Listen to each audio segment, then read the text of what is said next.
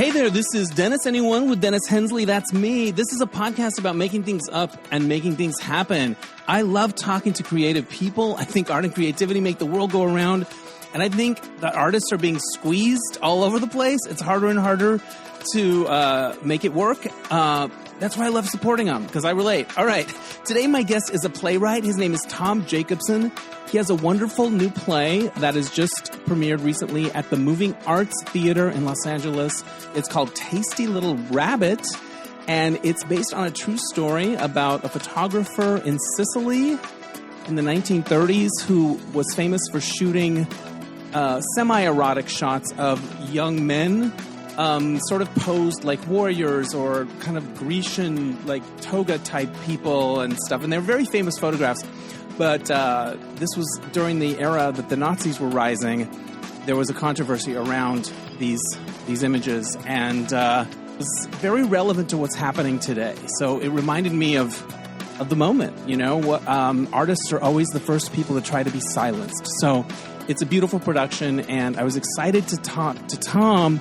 I had also seen another one of his plays a couple years ago called Crevasse, about the real-life meeting between Leni Riefenstahl, the German film director, and Walt Disney. And it was fascinating and beautifully mounted. And Tom has written over 60 plays and had somewhere around 50 of them produced. And he did it all while working a day job, usually in fundraising at different organizations like LACMA here in Los Angeles and the zoo.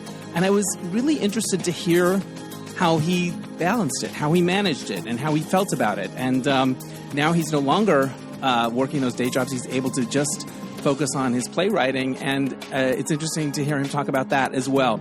All right, before we get to the interview, I want to remind you that this podcast is brought to you by me. I do it. I love it. It makes me feel connected to the community. I like supporting artists. It really feels important in a way, and I find all these conversations so interesting. But if you want to support it, there are a few things you can do. There are more things than ever that you can do. I started a Patreon and a Substack recently called Dennis Hensley's Happy and Gay. And what you'll get if you subscribe to either of those, they're going to have the same content. It's $5 a month. You'll get a new episode every Sunday. And I'll be talking about things that didn't make it onto the podcast, things like the observation deck with some of the guests. I'll talk about pop culture picks, things I've seen. There's going to be a very positive slant to everything. I'm not going to talk about movies that I didn't like.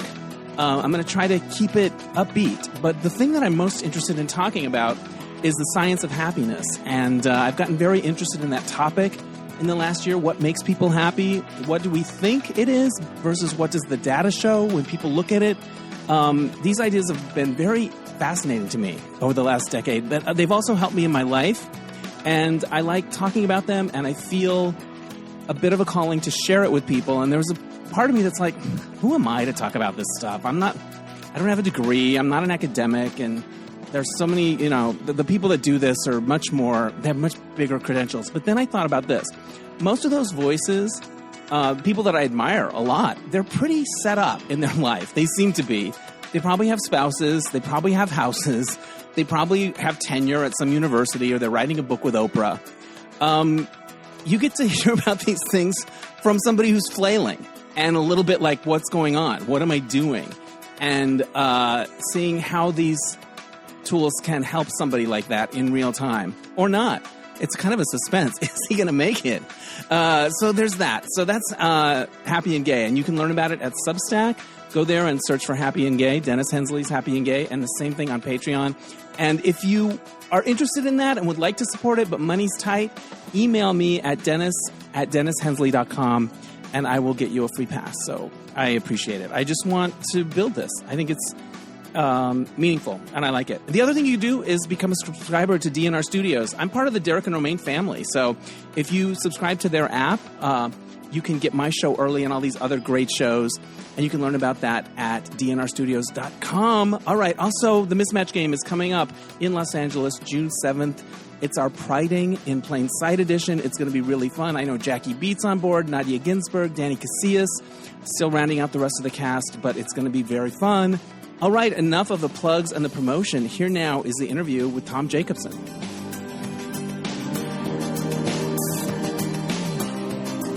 Joining me now via Zoom from Los Angeles, it's playwright Tom Jacobson, and he's the playwright of the play that I just saw, Tasty Little Rabbit. Welcome to the show.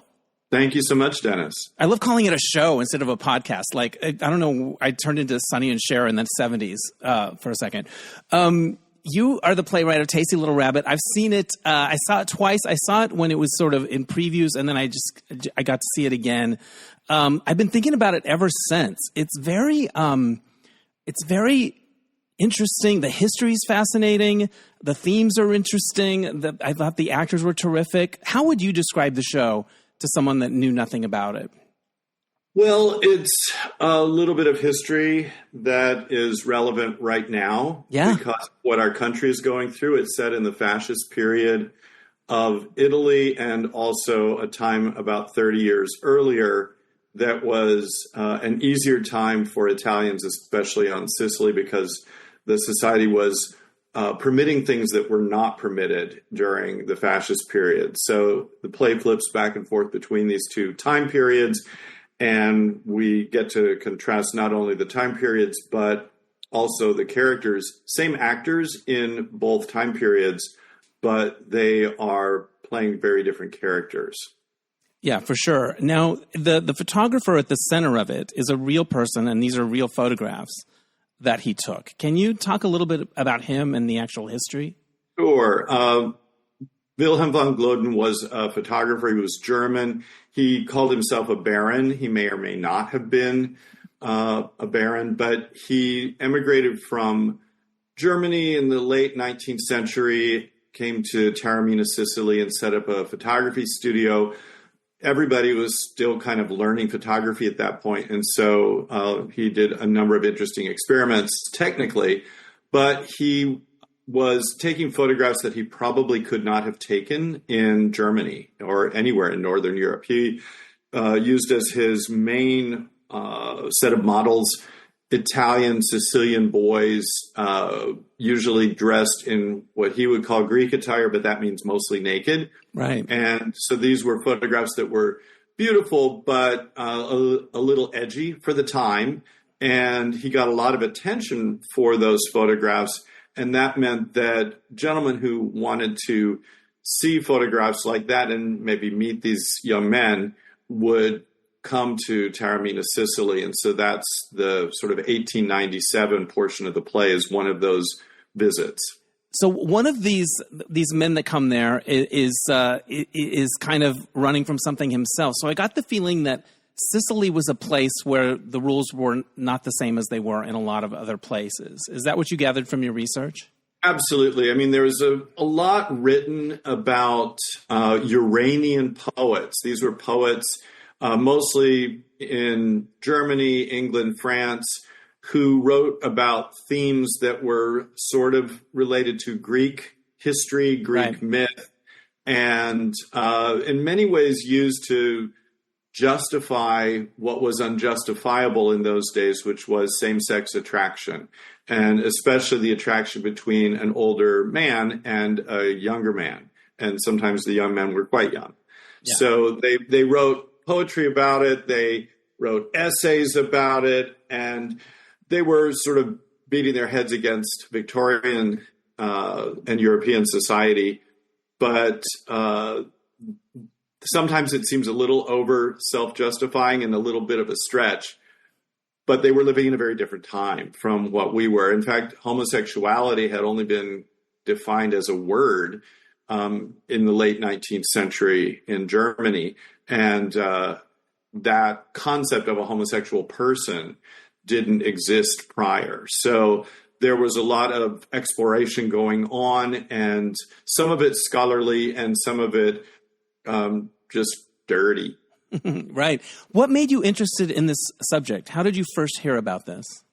Well, I had seen the photographs of Wilhelm von Gloeden. They sort of disappeared for a long time in the middle 20th century, and then kind of had a resurgence in the 1970s, and they became very popular. So you'd see them as postcards quite often.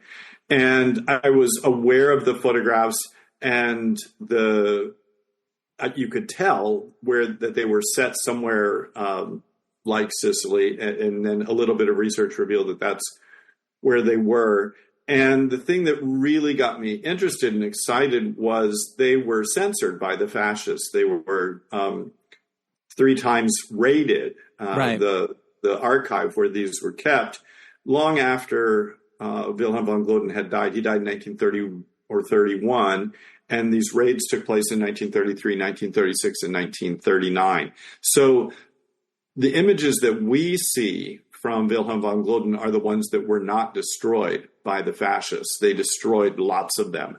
And so it's kind of a pity to think about what might have been available to us that is no longer available. I'm always fascinated by things that have been lost and we can only imagine. Now, I understand. Did you go to Sicily to research this? I had already written a draft or two of the play when we went to Sicily. It was our first trip once we could travel after the pandemic eased up a little bit. So this was in, I think, 2022. We went to Sicily. We went all around the entire island and spent a few days in Taormina. And there I made it my mission to find the grave of Wilhelm von Gloeden because he was buried there. And then Pancrazio Bicciuni, who was his young assistant and model. Von Gloeden's grave is very well marked and has been photographed a lot. So that one wasn't hard to find. It stands out. It's separate from a lot of other graves. Finding Pancrazio Bicciuni's grave was a real challenge because Taormina is small. People didn't travel very much. And I'd say a third of the people buried in this graveyard, they had the same last name of Bicciuni. Oh, wow. So we were coming, and it was not a small graveyard either. But we did finally find Pancrazio Bicciuni's gravestone, and he was buried with his son. He had a number of children. In the play, I say that it's 5 children, but he had a lot. I don't know how many exactly he had. But it's a kind of fun grave because it's one of those where there's a ceramic photograph of the deceased. I love it. On the tombstone. So, because he died in the 1960s. Yeah. I love graveyards. Graveyards are amazing, and you can find such cool stuff in them. And this one's a beautiful graveyard. When you say we found it, I assume you were traveling with your husband? I am. Yeah. My husband and I traveled together to places that I want to go and that I help him want to go. So I have to plan vacations that include lots of ruins because he likes ruins. Now, Taormina is famous for those. Yeah. Yeah. There's a Greek theater there in Taormina that backstage is a cliff that drops off to the ocean. And so looking at it from the audience perspective, you see through these columns to this amazing beach that is, far down the hill. Yeah. I used to work on cruise ships, and I always made friends with the Italians. They were my best friends in the kitchen, and I love them. I had a few affairs. Anyway, I love Italians. Anything Italian, I'm all over it. What's different about the play that wouldn't have been there if you hadn't made the trip? Was there something from the trip that was like, oh, definitely this goes in? Well, I think I knew that Pancrazio Bicciuni had a number of kids, but having seen the graves and seen all the Bicciunis that were clearly related to him, and many of them, the offspring of his offspring of his offspring, that was brought home to me that, because he had this romantic relationship and a sexual relationship with Wilhelm von Gloeden, that did not necessarily mean that he was not going to have a wife and a family, and he did. So that was sort of emphasized for me. We also saw the hotel that Oscar Wilde stayed at when he was visiting Taormina. Oh, interesting. That was interesting too. Yeah, they have a little plaque on the door. So this was a place, Taormina was a place where lots of famous people came. Some of them are mentioned in the play. There's one that they use his sort of casual name for him, and von Gloeden is like, don't talk about that one. Yeah. it's pretty fun because there were some very fancy people that made their way to Taormina. Yeah.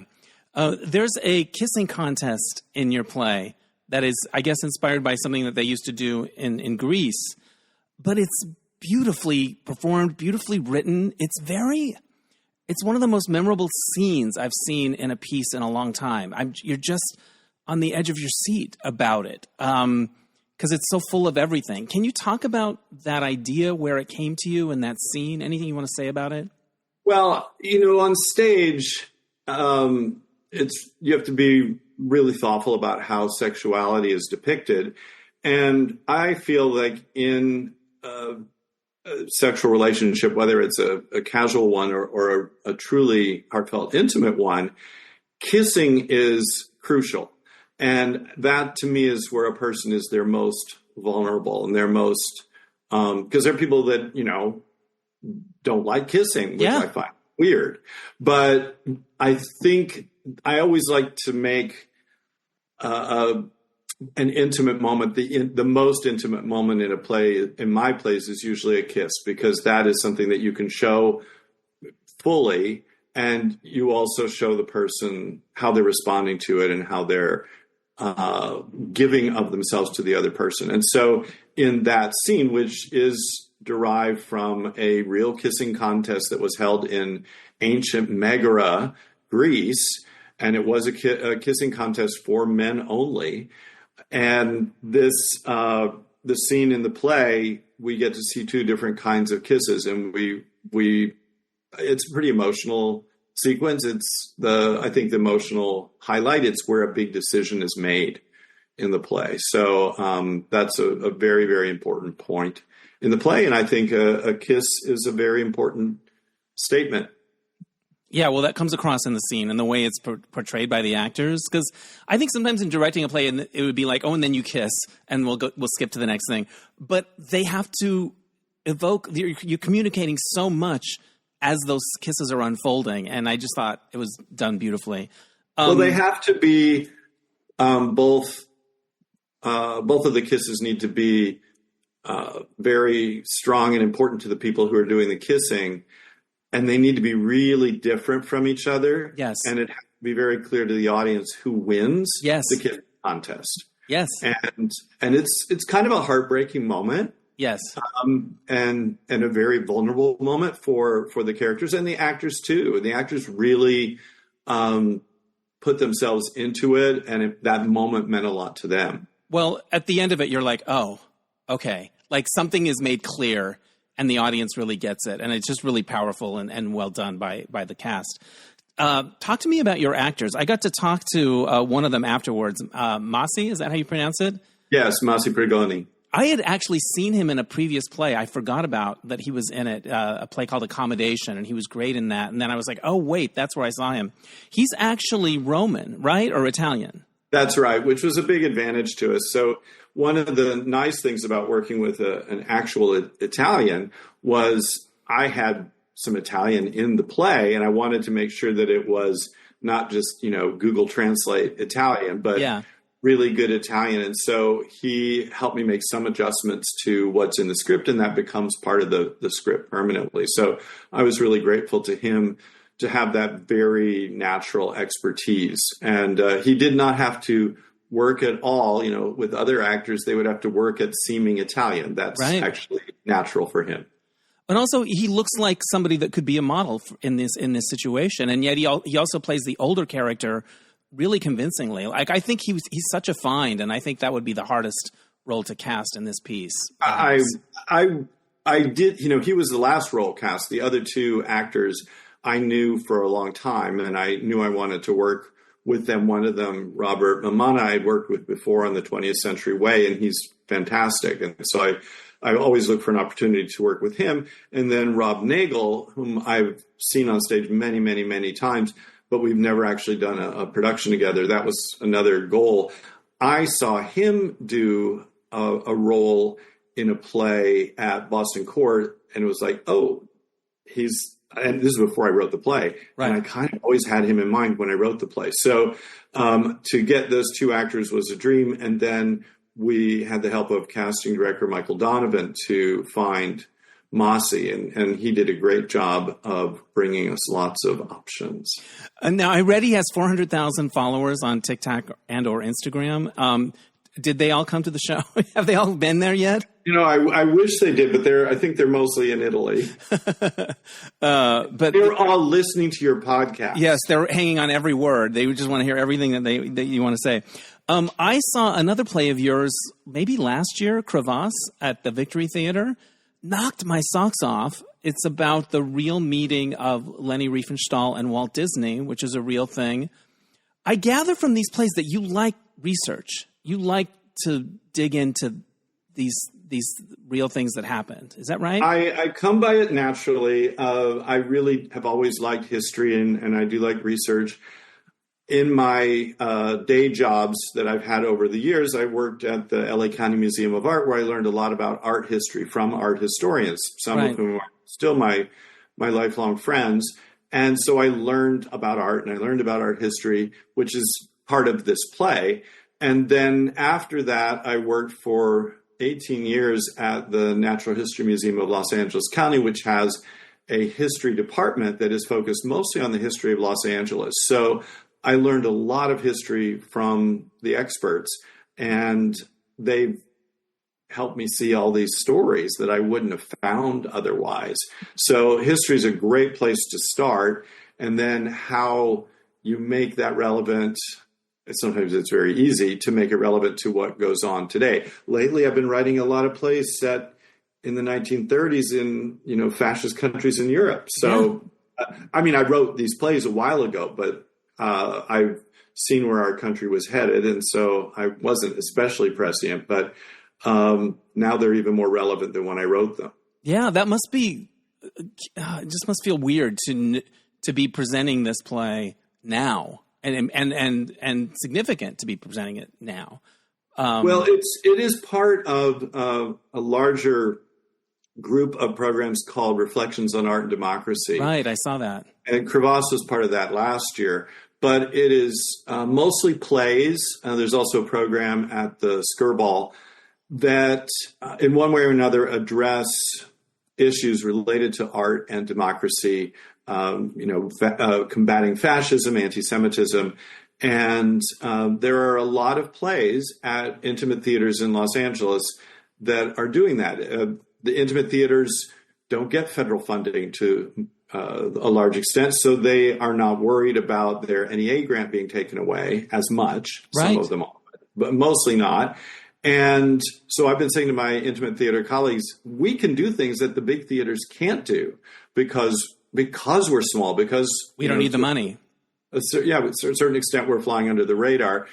And that gives us a superpower that other institutions might not have. We don't have our boards saying, oh, you need to. We don't want to upset anybody. That doesn't happen. The boards of theaters are saying, we're here so that you don't toe the line, so that you're telling the truth. So the Reflections on Art and Democracy worked really well last year, calling attention to the plays that were part of it. And this year with Reflections on Art and Democracy 2025, it's even more urgent, and we have more options, more plays that are being presented. That's cool. Authoritarians go after the artists, and your play makes that point. I'd love to hear you talk about why. What are they afraid of? Well, in many cases, they're afraid of the truth. Artists' job is to, in one way or another, tell the truth, whether it's metaphorically or very literally. I just saw the opera Einadar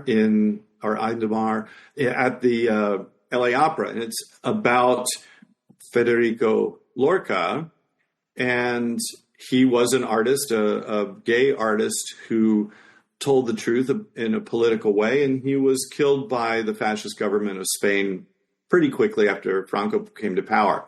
So artists do take risks by telling the truth, and we kind of have to. And so maybe because we're braver, maybe because we're more foolish than other people, we feel like we have to tell the truth. Yeah. And that is dangerous when the currency of the realm is lies. Yeah. So that's why authoritarian governments built on lies don't like artists telling the truth. And they also want conformity, and artists are often people that don't conform, whether it's to religious strictures, and that's touched on somewhat in the play, or, the sexual mores of a particular society. Mm-hmm. Artists are always on the edge, and authoritarian governments want conformity. They want people to fit in a box or you're out. And in a fascist state, that can mean you're deported, or it can mean you're executed, as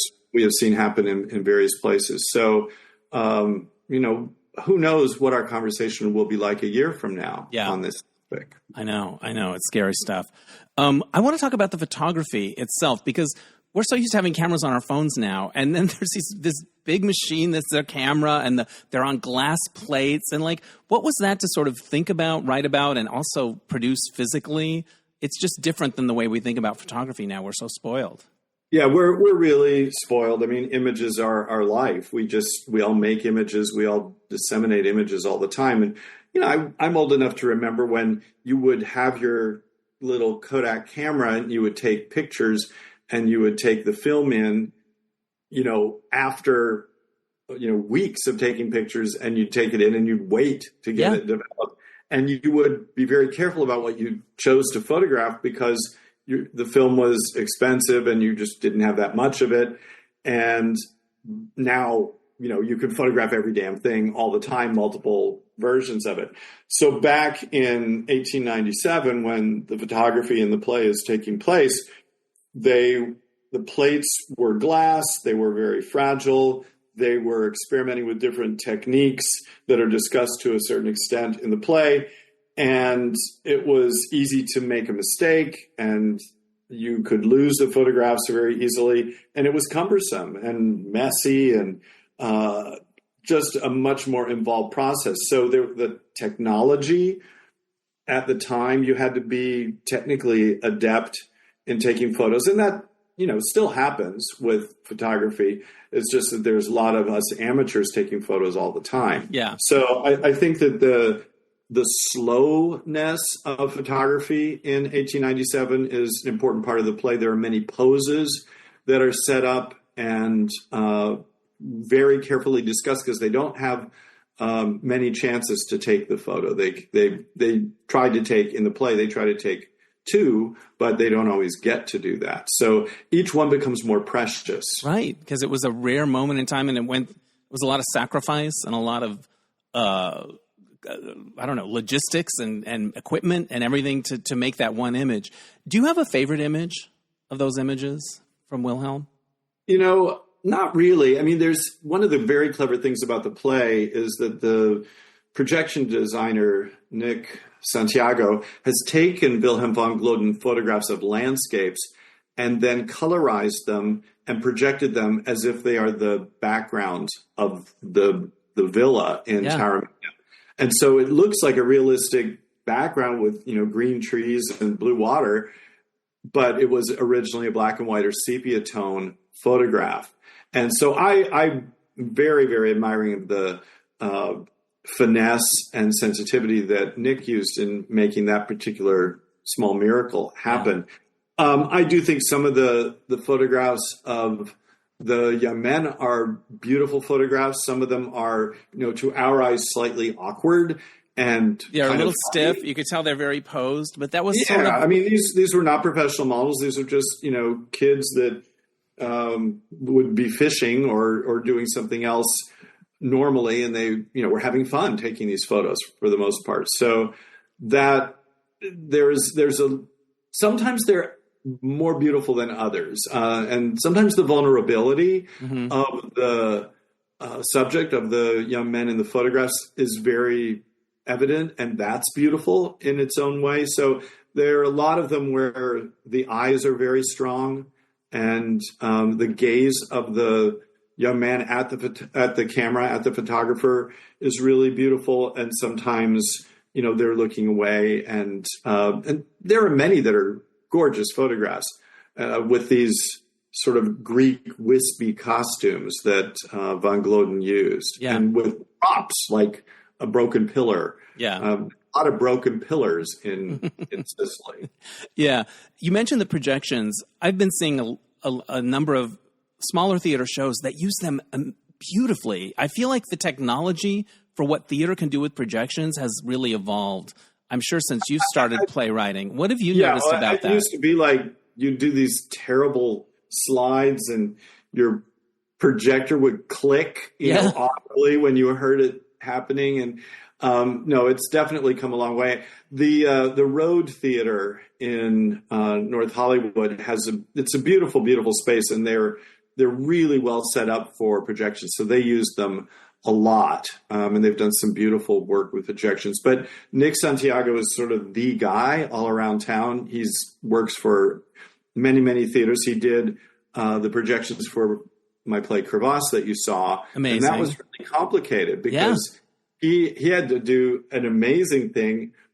The play has images that are related to Walt Disney and Walt Disney Company, and nobody is tougher on intellectual property rights than Disney. So he did this very cool thing where we see the movie Steamboat Willie, which just before the play went into the public domain so we could show it. Perfect. But there's a transformative scene when Leni Riefenstahl is going to Hollywood. As she's arriving in Hollywood, she comes by train, literally, and they show Steamboat Willie in this train also. And the train, while she is changing her clothes and changing from gray and black clothes to color and putting on beautiful red lipstick, and the other actor is changing into Walt Disney in a colorful sweater, while they are becoming more colorful, Nick made these black and white movies that were originally always black and white. He made them gradually become colorized by the end of the sequence. So it's pretty fantastic. And then at the end of the play, there's a sequence from Fantasia, and you can't show Fantasia. That's not entered the public domain. So he showed something that was kind of like Fantasia, but stayed legal and was very evocative of it in a way that worked beautifully for the play. Yeah, I'm just very impressed with what I'm seeing technically all around town. Now, you've written plays for so many different theaters in LA, so many theaters that I've gone to, like The Road, The Victory.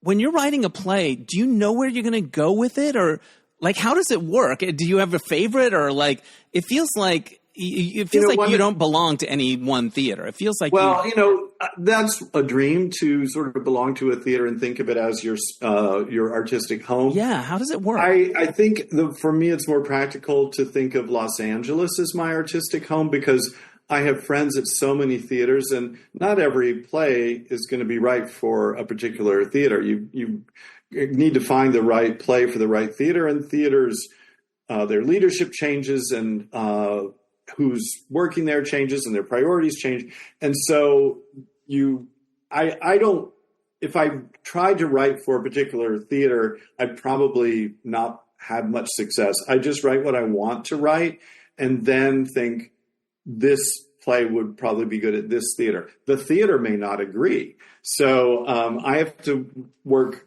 very hard to try to get productions, but I like doing that. I like having lunch with my theater colleagues and talking about ideas and seeing what might work best where. I do that mostly through directors. And directors are like playwrights. They will often work at a number of different theaters in order to do their work. So I like talking with directors about what they want to do. Right. And then finding the right home for it. All the pieces come together. Yeah. And we do that together. Yeah. I'm having a reading on the 24th of this month at Moving Arts, a play that I developed there in their Mad Lab last year. It's called The Bachelor's Club. Oh, I was reading about that in an interview. I want to come to that. Yeah, come to that. Can I come? At Moving Arts on the set of my other play. I love it. Set of Tasty Little Rabbit. And this is a play that's very personal for me because most of it is set in Oklahoma, where I went to high school. And it's looking at Oklahoma, sort of through the Los Angeles lens, because that was a mandate of Mad Lab. And I discovered some very, very interesting things in that research. And I'm working with a director that I've not worked with before, but I've always wanted to work with, and that's Michael Matthews, who's a fantastic director. And we've got a great cast of actors that one of them I got to know last year, but the other two I've known for years. So I'm pretty excited about this reading, and we're inviting artistic directors from a lot of different theaters. Mad Lab and Moving Arts has right of first refusal, but I want a lot of theaters to see it, because maybe Moving Arts will take it, maybe they won't. I'd be perfectly happy with that, but I want others to take a look at it as well. I was reading a little bit about it. There's a queer element to the story, right? The premise is that there's a queer couple here in Los Angeles. One of them has a very important job interview in Oklahoma City. Their partner says, "Why would you go there? That's the reddest state, the most homophobic state." And neither of them knows Oklahoma. So one of them, who wants to prevent their partner from going there, calls an ex who had lived there, who grew up there, and said, "What's it like?" And that ex, without telling their previous partner, goes to Oklahoma and meets the other partner who's there, going to the job interview. So there are three actors. They play many, many different roles. And this reading is three male actors, but I've seen it with three women doing the roles. It works really well both ways. We haven't done a lot of mix and match, but that would be fun too. So there's a great deal of flexibility in it. But it is definitely very queer. And the big thing in it, and this was from the research, and this is what got me so excited about it. I grew up in Oklahoma City, and it is a very surprisingly queer-friendly place. There have always been a lot more gay bars than you'd expect for a city of its size, right, even in the 1970s when I was in high school. And there was a big surprise waiting for me there, which is I found out that the mayor of Oklahoma City from 1964 to 1967 was gay. Closeted, but definitely gay, and a lot of people knew it. Wow. And I have his diary. Wow. It's archived in Oklahoma City, and I got them to make a copy of it for me. And so I've read most of it. I've still got more to read. He was very circumspect in the diary, but it's pretty easy to read between the lines. He will be mentioning this very impressive young man that he's met and had dinner with, and that young man will show up 3 to 5 times a week in the diary. Yeah. 6 months and then disappear, and then another one shows up. Wow. So, it's fun to sort of read between the lines. But that research, which I did in Oklahoma, and of course part of the research was going to all the queer bars in Oklahoma City to see what's up, since I, went to gay bars there in the 70s and early 80s. And people would want to talk about the mayor and the queer history of Oklahoma City. We on the coasts, and I know better because I'm from Oklahoma, but we in California and in New York, we tend to think of the states in the middle as flyover and not queer friendly. And there's a whole district in Oklahoma City that has for the last 50 years been the queer neighborhood, and with lots of gay bars. And it's a community. It's really important. Not exactly like queer communities here, but very important. And so for me, when I started writing that play, a lot of it was about finding respect for a place that we here in California, for many legitimate reasons, have trouble respecting. Sure. Yeah. I think of Oklahoma. I think of that Trump rally where what's-his-face got COVID. Like that's the first thing that comes to mind. And even though my father was from Oklahoma, so where was your father from? Eric, Oklahoma. Is that a town? It could be. I don't know. It's a small one. I know very little bit about my father's background. When you're writing something historical, or even like what you're talking about here, you get all the research, you get all the facts, and then you have to fill in other stuff. How do you think about that's a little too coincidental, or like how do you think about what you add to keep it as true as you can and yet also make it drama? Like how do you approach filling in the blanks of the stuff you don't know? Well, when you're working with historic material, you do know a lot of things about the characters, and so you get a sense of who they were, and then they start to tell you who they are. That's cool. And there's a character in there. I mean, I've had to make a lot of assumptions about the mayor But there are a lot of things I do know about the mayor, so it helps me fill in the blank. And, there's actually footage of him talking about Oklahoma City. You can hear what his voice was like and how he spoke. And then one of his friends was the foremost Native American historian in the United States at the time. And her name was Muriel Wright. She was the granddaughter of the chief of the Choctaw Nation. Nice. And she wrote a lot because she was a historian. So I could see how she wrote. And then I could actually ask people about her, and they told me a little bit about her personality, and you can see some of it in the writing. And so I did make up some shit about her, definitely. Yeah. And I made up some big things, but I was trying to honor who these people were. Right. Because I care about these people. I mean, that I never met, but because I'm from there, they're kind of part of me in a way. Yeah. And I care about honoring them as they should be honored. So they tell me things. Yeah. And then I may take them somewhere where they may have in real life never have gone, but it is in keeping with what they've told me about themselves. That's really interesting. They sort of come to life. They do. I read a recent interview with you. I think it's been a couple of years, but at that time you had written 68 plays and had like 46 of them produced. Are those numbers? Are we up from that? That's about right. Yeah, that's about right. I think it's the number is around in the upper 40s that I've actually had produced, and I've lots more, at least 20 more that have not been produced yet because I just can't stop writing. I think that's so admirable, the discipline and the how prolific you are. Do you just have a thing? Because you say doing other jobs during part of this as well. Do you have a thing where every day I write from this time to this time? Like how do you generate so much? I do have a discipline that works really well for me. When I'm thinking about writing a play, I gather all the information. I throw it into one document, then I start turning that document into an outline. I definitely work from an outline, and I will refine an outline over 3 to 6 months. And then when I had day jobs, which I don't anymore, but when I had day jobs, I would be ready on a 3-day weekend, and that would be when I would start writing dialogue. And that 3-day weekend, I would just do that and try to get between 20 and 30 pages out. And if I could get that many pages done, I would know that I would be able to finish it usually within a month, and working, evenings and weekends. So my discipline isn't to write every day.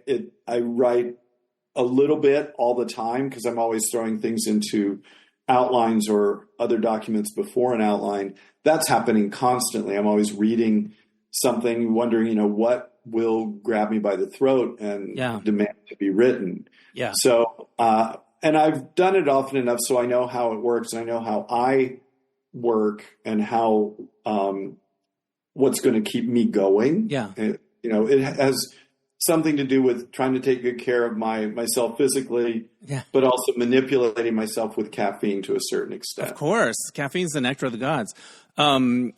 What was a formative experience of seeing theater for you? Do you remember times you saw it and you thought, oh, wow, this is a world that I'm interested in? Well, it's funny. When I was a kid, they would take groups of school children to see these terrible children's plays, and I hated them. They were just so awful, and it was miserable. You had notes.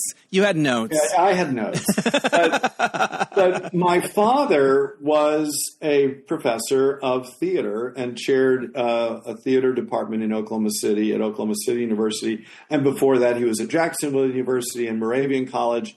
And I remember seeing a play he directed at Moravian College called Little Mary Sunshine. And strangely, Little Mary Sunshine was the first play I was in high school in Oklahoma City.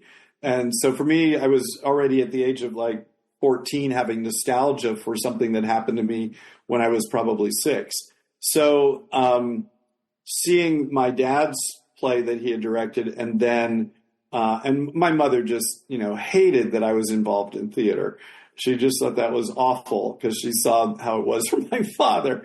And but I became obsessed with it like many kids do in high school, because there's a community and you're all working together on the same thing, and you become obsessed with it as teens do. So I've never quite gotten over that. I love it. Did your mother ever come around to accepting that you're in the theater? My mother, she passed away a couple of years ago. She had this little habit where she would say something that sounded approving, but then she would do a little intake of breath. It was kind of a slurp. And so she would say, well, they have a lot of children. And that meant you don't did not approve. So she was always kind of slurpy about the theater stuff. And then at one point I was actually saying, I'm sure this is in an interview somewhere, I felt like I was writing plays to upset my mother. Interesting. And I've definitely written some that, she was very upset by, and most reasonable people will be upset by. But I figure if I wasn't pushing the envelope, I wasn't doing my job. Yeah, I think that's cool. The first thing I remember seeing that you wrote was Cyberqueer at the celebration. Oh my gosh! I just saw that again. They sent me a link to a videotape of it, an archival tape, and it was fun to see it. It was right. Very. It had to do with the internet, right? And gay. Like, I'm trying to remember what it was, but I remember it ran for a while. The earliest play about online dating. Yeah. Because it was back before you had photos online. It was back before you could share video. It was all text-based. And the fun thing about the play was, and in the world of this queer space online, which was actually a real place called Cyberqueer, was if you type it, it is real. And so I would get on into this queer space, and you could go in private rooms and talk dirty to people, or you could be in a group chat with a lot of people. And I would sometimes have my friends from my job or across the country, we'd all meet in this place, and you could make magic happen. So that's what we put on stage was, someone says, oh, I'm overdressed, and boom, their clothes fly off of them on stage. Yeah. Or they could say, would you like a drink? And then a drink magically appears. We did that, and that was a fun way to take what is sort of the beauty of text, because there's so much imagination embedded in text, and then make it much more literal on the stage. Yeah. Did you ever have ambitions for like television, film, any of those other things? Or I'll tell you a very sad story. I got accepted to 2 grad schools, UCLA and Carnegie Mellon. I chose UCLA for 2 reasons. They offered me a more of a package to come here.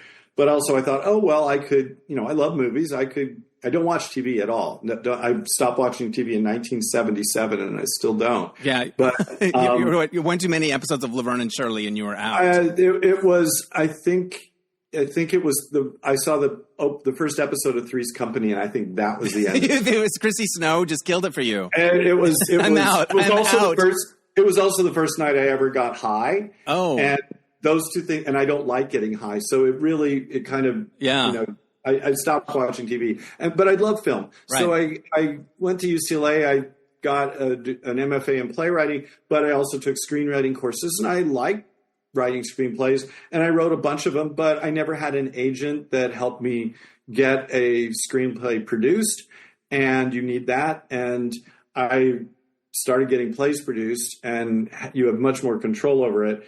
So while I did, and I would, and I'm about to, with our mutual friend George, do a film, I haven't done it very much because I've put my energy into the writing rather than making a career. Yeah.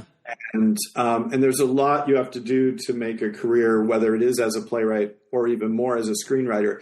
And I have to say, I really like the role of the playwright better than the role of the screenwriter or the TV writer. You mentioned Cyberqueer. So Cyberqueer, this is a complicated story, but I had a play produced at that theater. The artistic director directed it. It didn't go well. And I noticed, and I was the literary manager at the theater, so I noticed that I would, when I mentioned one of my plays to him, his eyes would glaze over. And I thought, uh-oh, this is not good. And I got the idea for Cyberqueer, and I started to talk to him about it, and he glazed. So I stopped. Right. And then I came to him and I said, I found a play that's like the one I wanted to write. So I found it online, and I'm going to get it. So then I said, I got it. I've been in touch with the writer, and I'm going to read it. And then I read it, and I said, oh, it's actually pretty good. Can I do a reading of it? And he's like, oh, okay. So I did a reading. He didn't like the reading. And I thought, oh, I'm still too closely associated with it. So I got someone else to direct a reading. And then he liked it. And then he wanted to do it.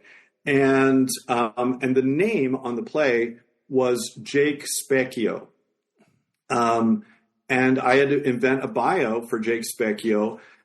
Jake Specchio grew up on Long Island, went to the private school Chaminade, was kicked out by his parents at the age of 17 and put himself through NYU by appearing in such films as Bad Boys of Manhattan, Italian Jocks, and Spank. And then he taught playwriting at Rikers Island. So this is, a tough but very hot guy. Of course. And I mean, Jake, his name's Jake, right? His name is Jake. Jakes are always hot, and Jakes are always buff and hot. Yeah, and his last name is Specchio, which is Italian for mirror. So Jake's bio was in the program, and the artistic director thought, oh, well, this is someone who lives in New York and can't be here. So a couple days before we opened, when it was too late to pull out, I took him to dinner and I told him, I'm Jake Specchio. And the reason I did that and the reason I didn't tell you was critics in Los Angeles prefer New York writers, which is true. They tend to be nicer to writers. And so he's like, I get it. Don't worry. We'll protect your identity. So here's Jake Specchio's name on this play. The play did very well. In fact, they revived it 2 years later at Celebration Theater because it did well. This is Cyberqueer or a different play? Cyberqueer. This is Cyberqueer. Yeah. So then TV directors and others kind of popped out of the woodwork and like, oh, we'd like to meet this writer. Yeah. And then they met me and they were immediately disappointed. And I was 35 years old and they said, oh, you're too old to write for TV.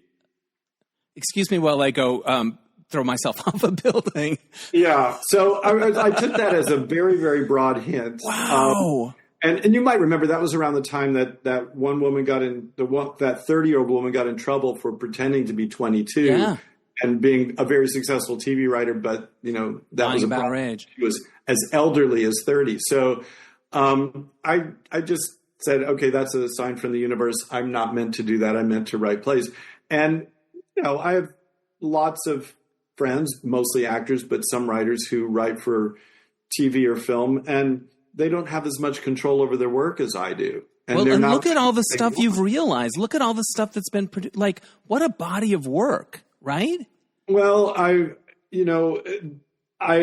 just do what I want. And not everyone wants it, but I can usually often find someone who wants some of it. So that's why I have, a whole bunch of things that are not produced because I just can't help myself. Yeah, but I'm sure TV and film writers have tons of things that aren't produced. But going back, do. And here's the thing, and this is what I witnessed with my friends who were writing TV and film. They were writing things they didn't like. Right.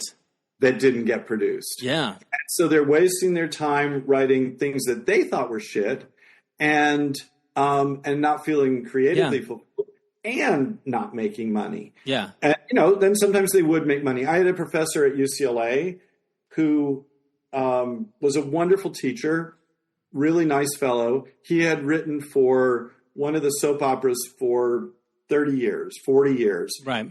And he was so beaten down by that. And he felt like he had wasted his life. He wrote plays before he wrote for the soap. Yeah. And then he had this great steady job in a really nice house and, teaching at UCLA and was miserable about his writing.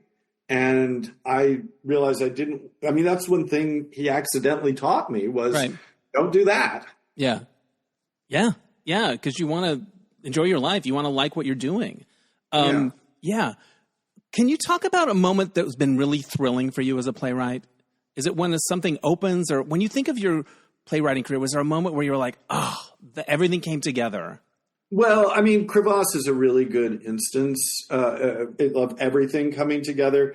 And if I am emotionally moved repeatedly by something that I wrote, which I should be bored by, especially if I've seen it again and again, that's when I feel like I'm feeling fulfilled. So watching that play, which you saw, and it was a very emotional play, and I couldn't watch it without crying every time. That's because the actors were amazing. I mean, everything about that came together in such a fantastic way, and it touched my heart in a way.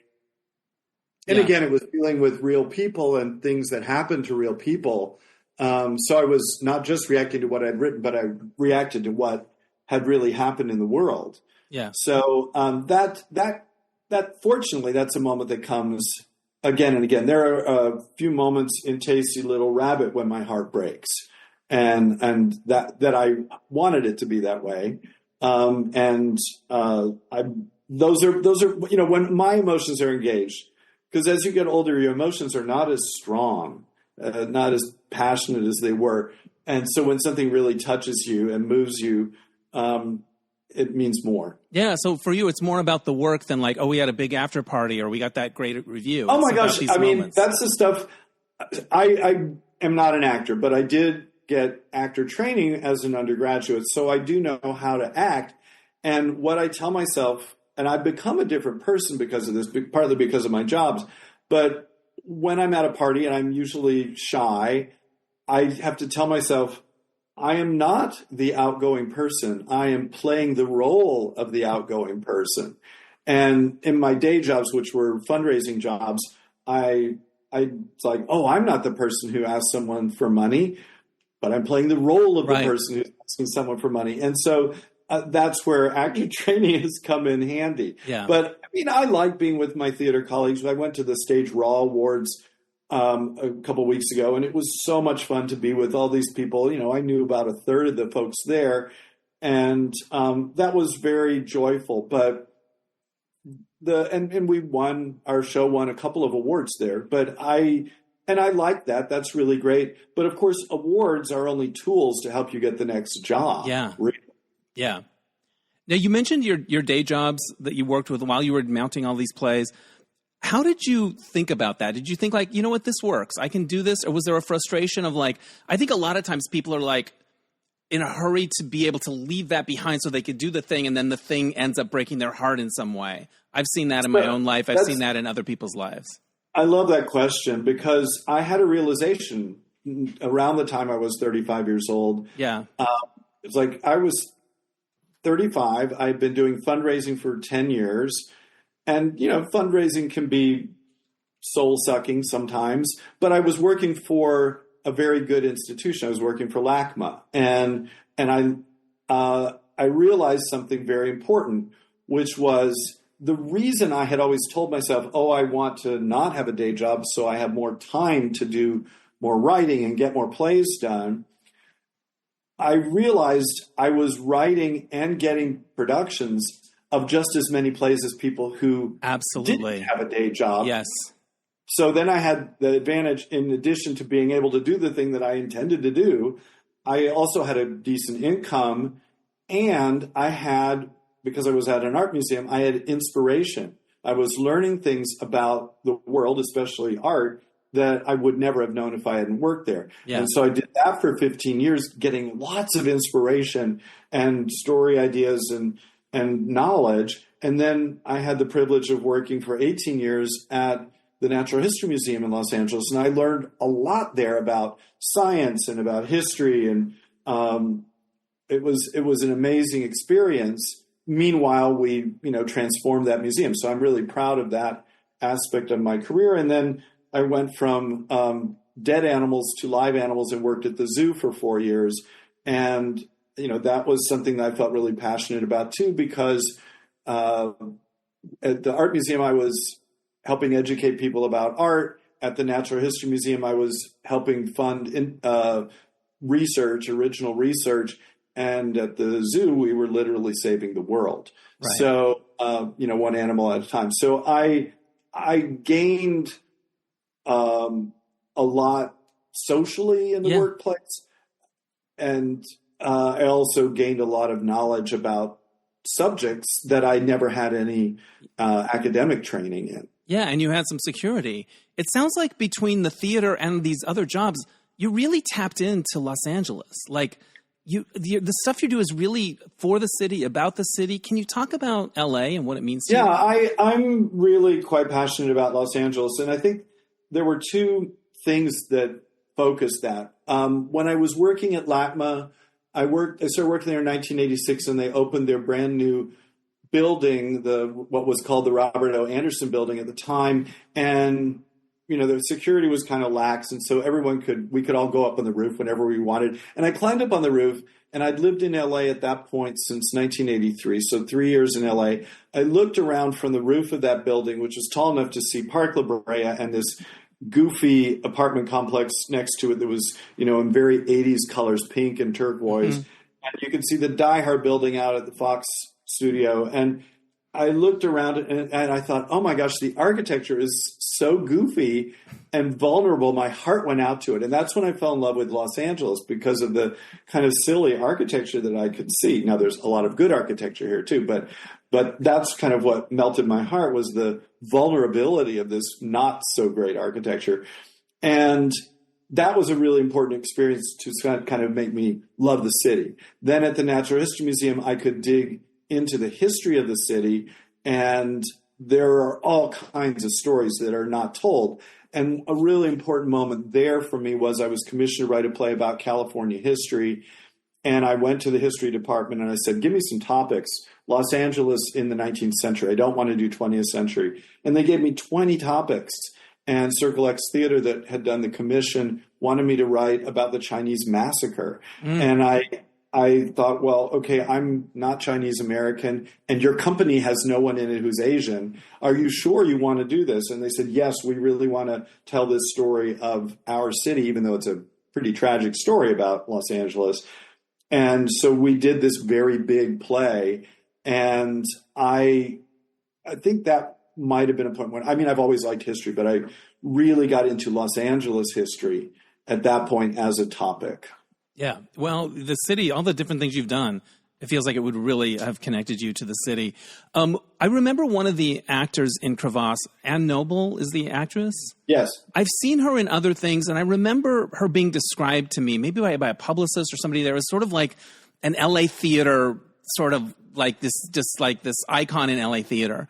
And I think of all of these artists that you work with, nobody's getting rich, and they're all so good, and they're all doing it for the love of it. What does it mean to you to be part of this community of people who are so good? It's pretty fantastic. I love my theater colleagues.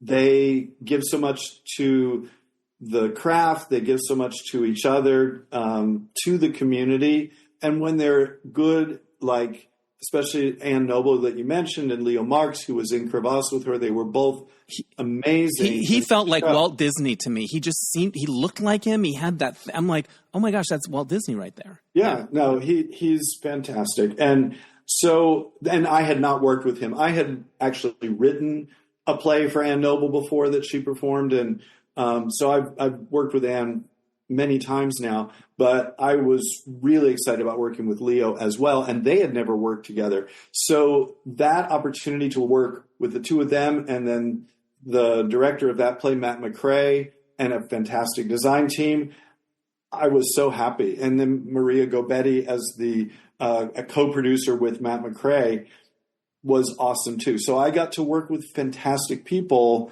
doing something that meant a lot to me and to them. That's the best. But they're all people that are motivated, I think, for the sheer sake of doing it. Like they want to do it right, and they know that they're creating magic. Yeah. And that's the best thing in the world. Yeah. We tend in our country more now today than ever to only value things that make money. Right. And I think one has to, if one's lucky, evolve beyond that and realize that, at the end of your life, your money won't mean anything. except maybe for experiences that you've had, but who you are, what you've done, what integrity you have on your dying day is really the best thing. And part of your integrity is your relationships with others and having good relationships. And that's the joy of doing theater in Los Angeles. There's so many terrific people here in this city that has more theaters than any city in the world because we have more actors than any city in the world. And I'm continually knocked out by the great work that I've been seeing. If you want to see Ann Noble in something awesome, you should see Corktown 39 at Rogue Machine. She's the only woman in it. She's really, really great. Yeah, I'd seen her in The Noise Within after I saw your thing. Let's remind folks how they can see your show, Tasty Little Rabbit. It's through June 6th at the Moving Arts Theater in Los Angeles. And the website, I believe, is movingarts.org. Is that right? That's correct. Fantastic. The name Tasty Little Rabbit, it comes from one of the lines in the play. But why did you decide, though, that's my title? Well, it wasn't the original title. The original title was much more dignified. It was sepia because that was the color of the photographs, and it's derived from the ink of the cuttlefish, and had all this metaphoric meaning. But it probably wouldn't sell tickets, and so Tasty Little Rabbit with the beautiful image of the actor Masi Pergoni, that does sell tickets, and many people have said, I love that title. That's a great title. My husband hates the title. But that's often a good litmus test. If Ramon hates the title, then it probably will sell tickets. I love it. So if he doesn't like the title, it's a good sign. Have you guys been together a long time? We have been together 30 years. Congratulations. We only recently got married because of the tax disadvantage prior, but now it works out well. So 30 years together, and he inspires me. I write plays about him. Some of them he won't let me produce, but he's an artist. Love it. And his work is pretty great. So I like to write about him. I like to write about my friends. It's a hazard of being my friend. Sure, I relate to that. Where did you guys meet? It was a blind date. I had a friend that worked with me at LACMA who then went to work at Art Center where Ramon was teaching. She had fixed me up on a blind date 10 years earlier, and it didn't go well. And so I didn't trust her. Oh, right. And so I resisted when she tried to fix me up with Ramon. I resisted about 6 months, and then I finally said, you think he's still available? And we went, and this was back in the day. This was 1995, so no one had phones with them. And we showed up at this restaurant, and I didn't see him, so I got a table, and he didn't see me, so he got a table. So we sat at separate tables for about 10 minutes, and finally I asked the waiter, it's like, can you see if that guy's waiting for somebody? And then he came over. So for a number of years, that restaurant, the Authentic Cafe. I know the Authentic Cafe. Yeah. So we used to do, for our anniversary, we'd do a reenactment. We would arrive separately and sit at separate tables and then get together. That is the sweetest story. You mentioned that you don't have the day job now. What's that been like? It's been the best. I realized when I'd been at the zoo for 4 years, and I love the zoo, but I realized that my financial advisor said, you have saved enough money, you can retire now. And I thought, this is going to mean I can spend more time, not just writing, but also the business of writing, applying for grants and fellowships, getting, with people. And the other advantage that I've had is very particular to me. When I was raising money for a museum or a zoo, I had to be really careful about conflict of interest. So I couldn't raise money for a theater from anyone that I was already talking to for a museum. Right. So now I don't have that responsibility anymore, and I can ask anyone for money to support my theater habit. And I have many generous friends who have supported Tasty Little Rabbit and Crevasse and other shows that I've been doing lately. That's been a big difference. I love that. Next time I go to the zoo, what's your favorite part that I should look for? Well, the a really fun thing, and it's the first thing you see when you're in the zoo is the meerkats. They're really cute, and if have seen Meerkat Man or the TV show, you know that they're not so cute, that the dominant female is the only one who's allowed to breed, and so the other meerkats, if any other female has babies, they get killed. Wow. So they're cute, but they're little murderous demons. One of the lovely areas of the zoo, and there are many great parts of the zoo, but they have a lot of lemurs, and the lemurs are cute and beautiful and weird, and they have a lot of different species of lemurs there. So I enjoy the lemurs quite a bit. Yep. And the museum or the zoo has a gorilla habitat there, and they had their first baby gorilla in 20 some years, a couple of years ago. And so she's growing up, and people in Los Angeles can see Angela, the gorilla, grow up. And amazing. I think that's a really cool thing. She's quite lively. That's right. Do you have a favorite painting at LACMA? I have a lot that I really like. I have a favorite artwork at LACMA. Yes. There is a retable from Alsace-Lorraine from 1424. It is the life of Christ. So it would have been at the back of an altar. It's carved in limestone, and it has all these vignettes from the life of Christ. Wow. But it also has Adam and Eve, which tells you why, Jesus was needed. It's an incredible artwork. It was donated by William Randolph Hearst in the last year of his life in 1951. Wow. And each vignette has amazing things in it. The wise men bring to the baby Jesus the three gifts of gold, frankincense, and myrrh. The myrrh is a jar of ointment that was used to prepare a dead body. That same myrrh jar shows up later in a later vignette when the women are coming to the tomb where Christ is buried, and they have the same jar. Interesting. It's like a whole story that's happening on this one. It's great. I mean, there's this one amazing thing after that where the ascension happens and all the apostles are looking up, and you see Jesus's feet. Just, his whole body is out of frame, but just his feet are dangling there, his toes, and they're kind of wiggling even. It's in stone, but you can see his toes are wiggling. And so Jesus is going up into the clouds. And then the next one is the Holy Spirit coming down on the tongues of flame onto the apostles for Pentecost. So it's like Jesus went up in an elevator and the Holy Spirit came down in the same elevator. Right. And it's all part of the same incredible work. And it's, 1424. Oh, and then the best thing about this is the donors were a woman named Jean and Agnes was her daughter, and so their patron saints are there: Saint John the Baptist and Saint Agnes. Well, Saint Agnes was a crazy ass saint.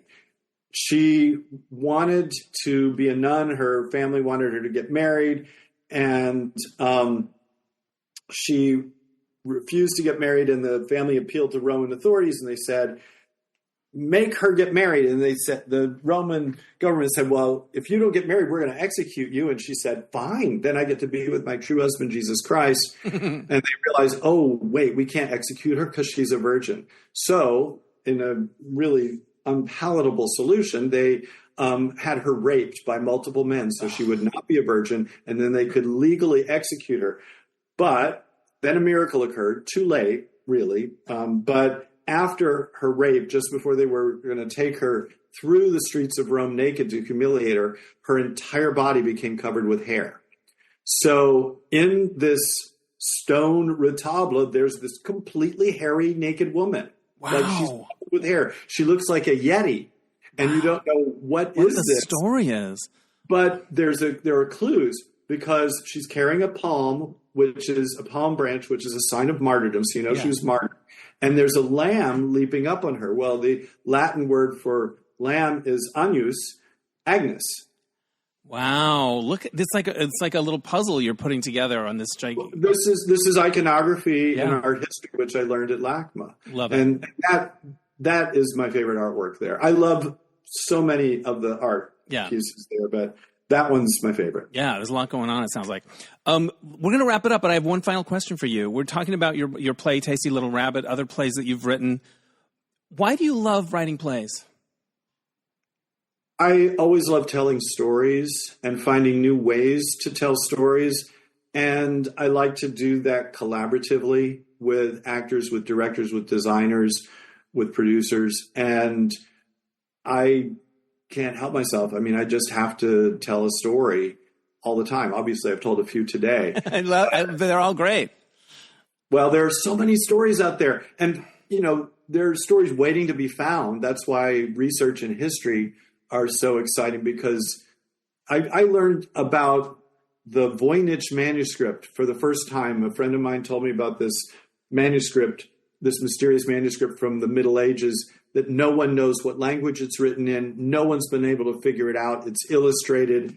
And a lot of people have written about it, but I never heard of it. And I thought, is there something I can do with that? And I'm trying to figure that out. You're trying to figure it out. Well, what's also interesting about this play and other plays you've written is they resonate with today. These stories resonate with things that we're experiencing in our world.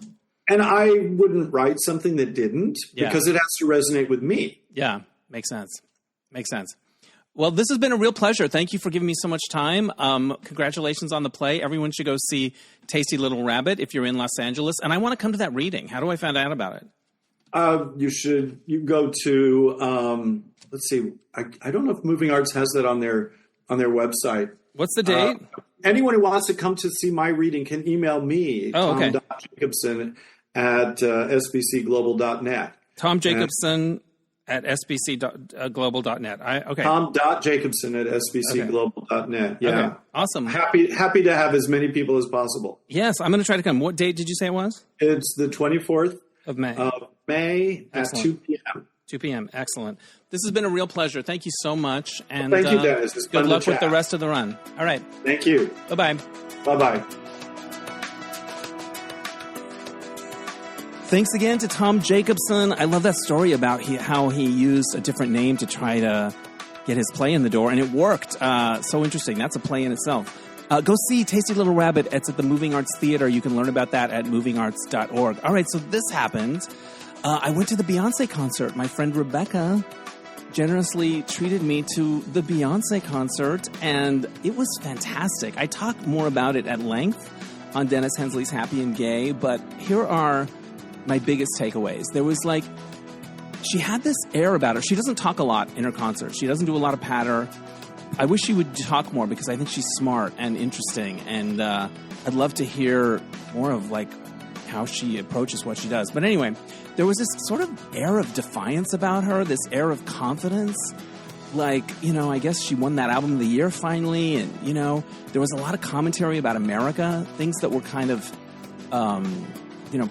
complicated. And there's one of the big images is a sculpture of the Statue of Liberty, just the head with a bandana over the mouth. So it's so kind of Americana, kind of cowboyish, but also censorship, sort of hinting at the mess we are right now, I guess, the mess we're in. But anyway, it was spectacular. She did a section in the middle that had all her hits back to back, and people were losing their minds for that. And apparently it wasn't in the first night, so it was something that they added. So definitely a crowd-pleasing part. And it was a great night. And we ate at Chili's before, and I love Chili's, as you know. The other thing that happened was I was at Book Soup last night to do a Q&A with the author Blair Fell. He's been on this podcast before, talking about his book, The Sign for Home, which is wonderful. But he has a new book that just came out called Disco Witches of Fire Island.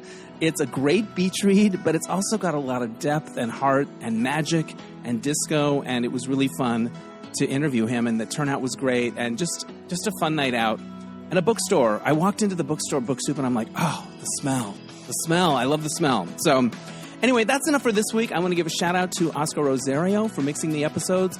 My theme music is by Mark Daniels for Placement Music. We will catch you next time on Dennis Anyone. Bye!